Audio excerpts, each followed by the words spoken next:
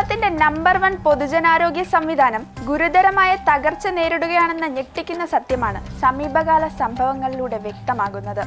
Thiruvananthapuram medical college ആശുപത്രിയിൽ ചികിത്സ നിഷേധിക്കപ്പെട്ട് കൊല്ലം പന്മന സ്വദേശി വേണു മരിച്ച സംഭവം ഈ തകർച്ചയുടെ ഏറ്റവും വലിയ തെളിവാണ്.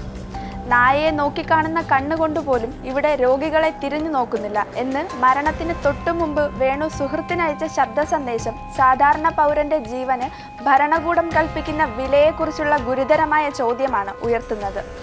ആരോഗ്യവകുപ്പിന്റെ സിസ്റ്റം വെന്റിലേറ്ററിലാണെന്ന പ്രതിപക്ഷ നേതാവ് വി.ഡി. സതീശന്റെ വിമർശനത്തിന് അടിവരയിടുന്നതാണ് വേണുവിന്റെ കുടുംബത്തിന്റെ ആരോപണം. അദ്ദേഹത്തിന് അടിയന്തര വിദഗ്ധ ചികിത്സകൾ ലഭിച്ചില്ല.